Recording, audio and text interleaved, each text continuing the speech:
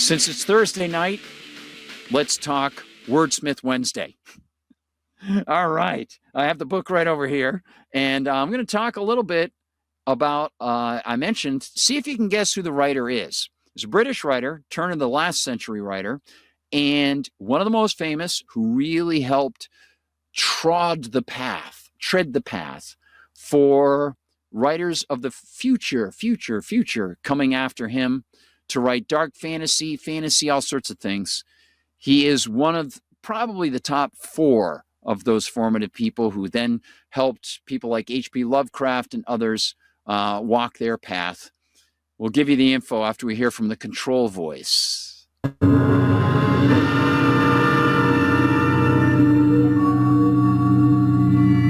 is nothing wrong with your television set. Do not attempt to adjust the picture. We are controlling the transmission. If we wish to make it louder, we will bring up the volume. If we wish to make it softer, we will tune it to a whisper. We will control the horizontal. We will control the vertical.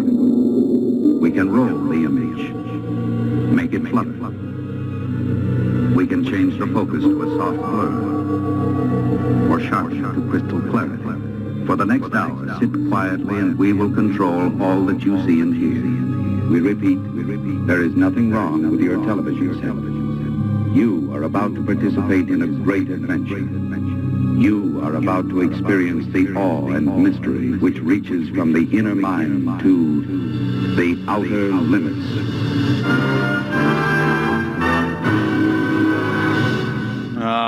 Great stuff. Outer Limits. All right, everybody. Whether it's the old Outer Limits or the new Outer Limits, you're going to love the Outer Limits. Great stuff. As I mentioned, when you're a kid and you're seeing that screen and they're controlling the screen from outside your house and they're controlling it inside your house and the voice is coming on, it's a little freaky.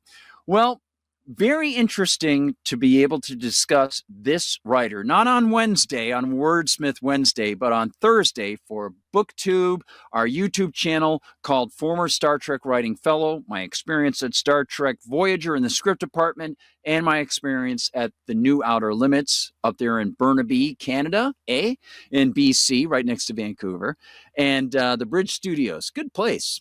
And so having worked in the realms of the fantastic, and of course, any sort of fiction telling is a form of fantasy, I really appreciate really formative writers who broke the mold and offered things that really helped people expand their ideas of imagination while being entertaining and meaningful, not just frivolous and, trying to assault people's sensibilities or do something that's obnoxious and something you can't understand. But good storytelling, beautiful storytelling, combined with wonderful new imaginative ideas. And I especially like it when there's a twist ending or something like, wow, this is amazing. And, we discussed E.R. Edison earlier, and he was a turn of the last century writer who wrote epic fantasy in a sort of Jacobean language with his book, The Worm Ouroboros, and his trilogy later that came out that's sort of connected with that. And J.R.R. Tolkien and C.S. Lewis recognized his genius, and they were heavily influenced by him, he having been influenced by Viking mythology and other people like this writer. There are a few writers who came around at the end of the 19th century and the beginning of the 20th century who really did something amazing. At the same time that some of the popular writers who were out there like Jules Verne or Arthur Conan Doyle were writing their things, they were getting a lot of publicity, serialized stories. You might have seen H. Rider Haggard's stories. Those were wonderful. Or Alexander Dumas. All of the Three Musketeers stories are all connected, along with the Man in the Iron Mask and the Count of Monte Cristo. They're all part of one gigantic story, like 20 volumes. Which ended recently as they discovered a new book that it wasn't new, but they discovered a book that they had never realized was there called The Red Sphinx, which sort of ties everything up with D'Artagnan and all them.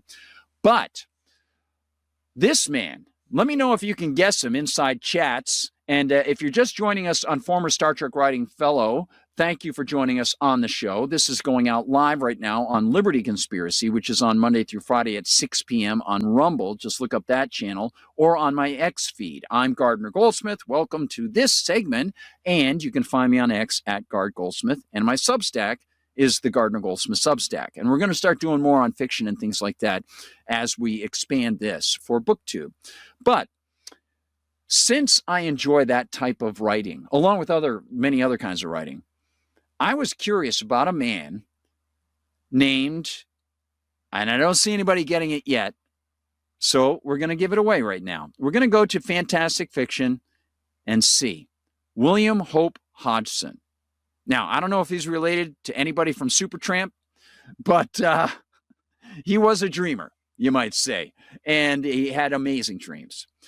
People are probably familiar with this work from maybe The House on the Borderland or The Nightland. And The Nightland, if you know F. Paul Wilson's work, contemporary writer, big pro-liberty guy, creator of Repairman Jack and The Tomb and The Keep, which was turned into a movie, which he didn't really like the way that turned out. A lot of people were dissatisfied with it, but it's a great novel. F. Paul Wilson has a novel, which is one of the last of the Repairman Jack novels, called The Nightland, in reference to William Hope Hodgson. So William Hope Hodgson, you can see here, was born in 1877 and he died in 1918. And that date ought to tell you something. We'll get to that in just a second. But let me give you a little something from this great volume put out by Nightshade Books a number of years ago. This is a collection of his seafaring stories. And he has so much, especially The House on the Borderland, which was one of the first that really opened up the door to alternate worlds, other worlds out there that you could get through, a secret garden or a cabinet or something like that, right? And The Nightland, a similar sort of dark, fantastical thing. Well, this is the collected fiction of William Hope Hodgson of his seafaring nautical adventures. Okay, and this is great. Wonderful cover from Nightshade Books. And on the back, they mention William Hope Hodgson was, like his contemporaries Algernon Blackwood and Arthur Machen, one of the most important, prolific, and influential fantasists of the early 20th century. His dark and unsettling short stories and novels were shaped in large part by personal experience. A professional merchant mariner for much of his life, many of the Hodgson tales are set at the sea, and his work evokes a disturbing sense of the amorphous and horrific unknown.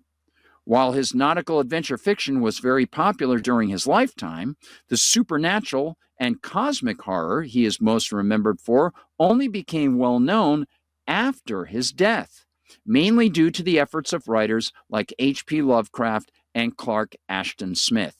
And, of course, Clark Ashton Smith, if you've been following our Friday's Fiction Friday here on Liberty Conspiracy, and I've also put some of these out under the former Star Trek Writing Fellow channel, I've been writing a story called Tower, and in it I have some scrawl of graffiti inside a building that's actually Clark Ashton Smith poetry that I put in there.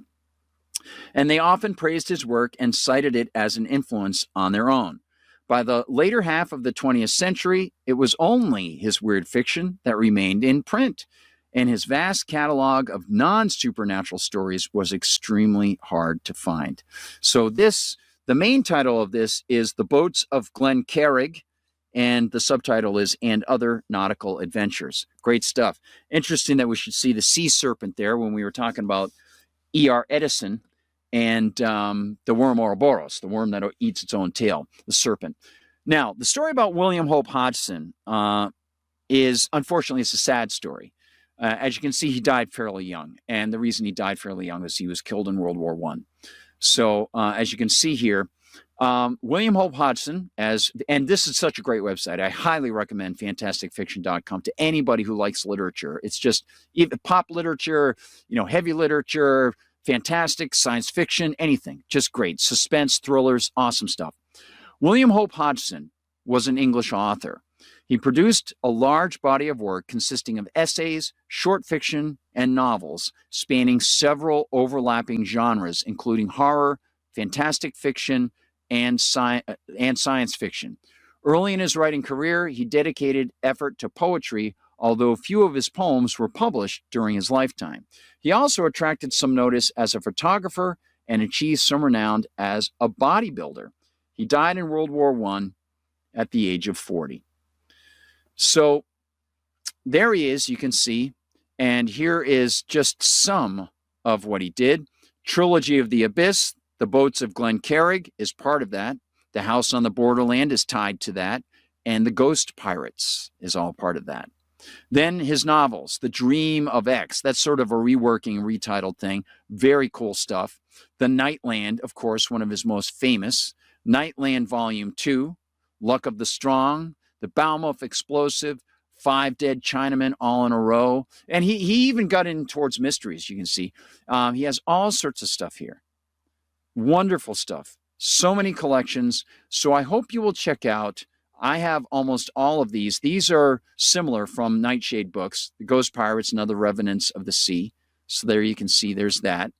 And here's the volume that I was, where's the volume I was just showing? Don't even know. Oh, it's not even, they don't even have the image of it. But I hope you'll check out his work. And I want to mention, if you want a really good way to get into his work, try this. One of my favorite YouTube channels, and I've mentioned it before, is Horror Babble. And Horror Babble is a site where Ian Gordon reads great short stories that are typically in the public domain, or he's gotten permission to read them from the authors.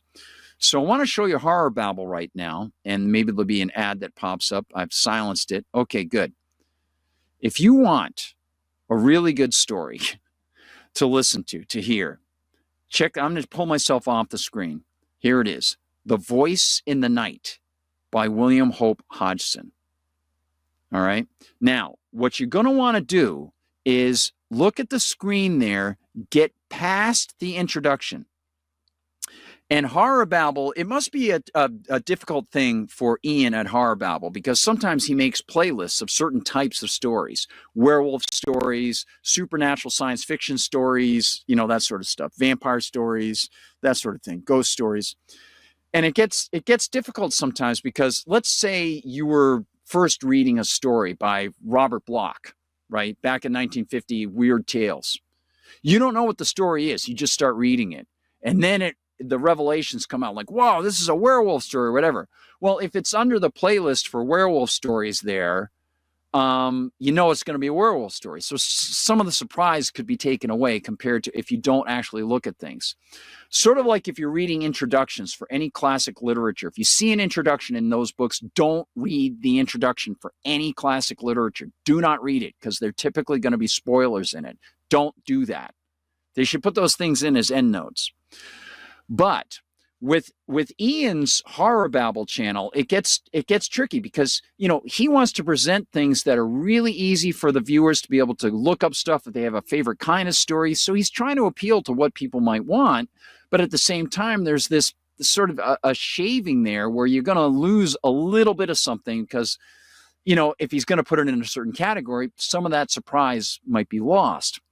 One of the things that he does sometimes on the stories is he gives background information. You know, this story was published for the first time in 1953, volume 2 of Weird Tales, or was published in, you know, by Arthur Machen or whatever it might be, right?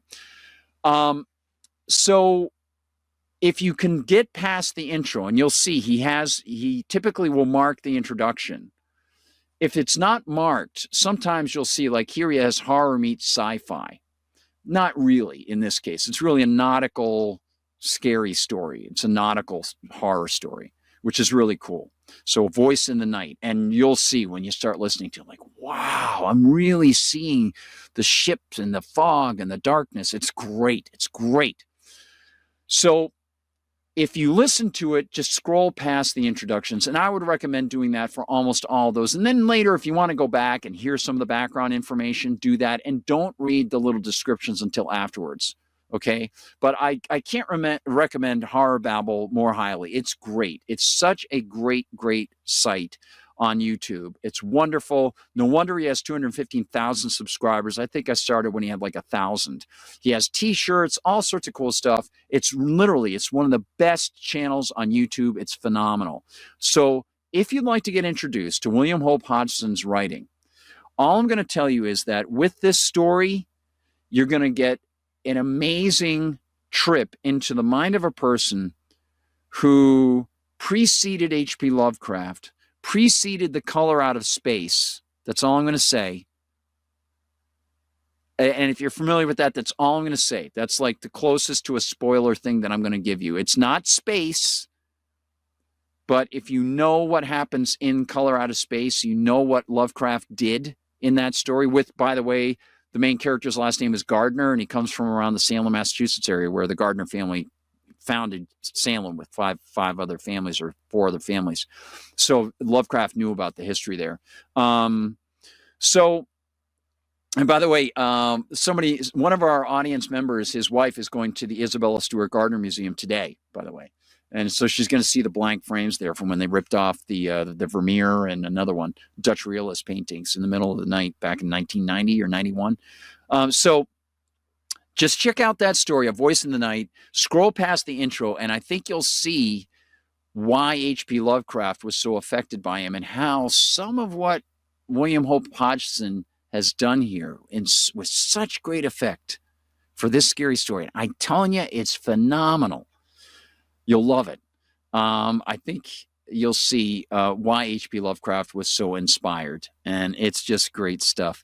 And then if you want to see how people have been inspired by H.P. Lovecraft, I mean, there are hundreds and hundreds of writers since that time. I think one of the best is T.E.D. Klein, and I think the pinnacle of T.E.D. Klein's writing is in the story Nadelman's God. Many people think it comes from the ceremonies or PD or something like that. I think it's Nadelman's God. But we'll talk about T.E.D. Klein later, his editing of Twilight Zone magazine and things like that. But if you want something scary for this week on our BookTube channel, check out that. And please also note that it was co-sponsored by the good folks at Rue Morgue magazine. So there you'll see Rue Morgue, a great horror magazine as well. Good people there. And you'll see they've got great artwork as well. Very, very cool stuff. So check it out, everybody. I hope you will do so. And remember William Hope Hodgson as a writer to remember. Obviously, didn't survive World War I. And it's a weird thing. You think I'm older than this man was when he passed away. Weird. Life is fleeting. Amazing imagination. I'm so glad that his stories continue. And like I said, if you can give somebody something that, can entertain somebody during your lifetime, a smile, that's wonderful, isn't it? And if you can do something that later, maybe by chance, someone will pick it up and they'll like it. What a nice thing, what a nice thing to be able to do. So I hope it's been a good show tonight, and thank you for watching. I'm going to close off with, of course, the control voice from The Outer Limits. And we will, by the way, if you want to, please head over to the Substack. I've got to mention that. Please head over to the Substack for Gardner Goldsmith Substack. If you want to subscribe, you'll get the daily news feed. That's a great thing. And if you're not a subscriber, you can get the Sunday News Assembly over there. Please check out the David Knight Show tomorrow. I'll be filling in for him. And please do visit, if you're watching on BookTube, on YouTube with former Star Trek writing fellow, please offer your comments and subscribe and spread the word. And if you're one of the Liberty Conspiracy viewers, please head over to those channels and help populate those channels and get the word out about them, because there are a lot of people on BookTube, and I'd really like to be able to be one of those folks to whom folks can turn for background information on television script writing, what it was like in the studios, commentary on some of the things that are out there. We're going to get to all that stuff. So thanks, everyone. I'll leave you with the control voice, our old friend who's going to take control of your set. And I'll see you tomorrow for David's program. Thank you. If you want to donate, you can do so on Rumble now. You can go into the Substack when the audios are appearing for Liberty Conspiracy. And you can see the PayPal link there as well. So thanks. I appreciate it, everyone. Have a great night. God bless. Remember William Hope Hodgson. And remember Horror Babble, the voice in the night. God bless. See you later. We now return control of your television set to you until next week at this same time, when the control voice will take you to the outer limits.